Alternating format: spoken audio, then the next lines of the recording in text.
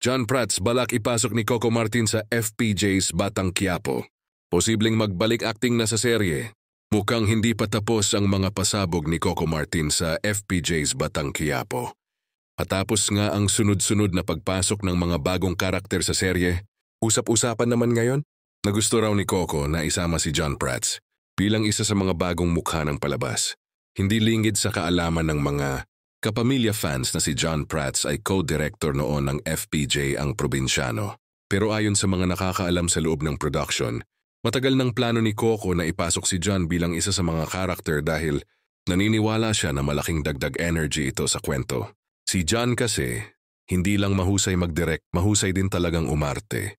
Kaya gusto ni Coco makita ulit siya sa harap ng kamera. Dagdag pa ng source, may mga initial discussions na raw tungkol sa kung anong karakter ang posibleng gampanan ni John. May mga haka-hakang maaari raw siyang maging karibal o bagong kakampi ni Tanggol. Depende sa direksyon ng bagong arc ng kwento. Isa sa mga pinupusuan ng fans ay kung sakaling gaganap si John bilang dating kakilala ni Ramon o kaya ay bagong tauhang may lihim na koneksyon sa pamilya ni Tanggol. Kung matutuloy ito, siguradong magdudulot ito ng bagong layer ng excitement at intriga sa mga susunod na episodes. Hindi rin naman ito malayong mangyari dahil sa solid na samahan ni Coco at John na nagsimula pa nung ang Probinsyano days.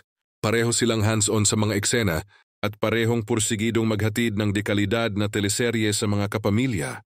Kung matutuloy ang plano, siguradong ito na ang comeback acting project ni John sa primetime. At hindi lang basta cameo, kundi isang malaking papel na magpapabago sa takbo ng istorya.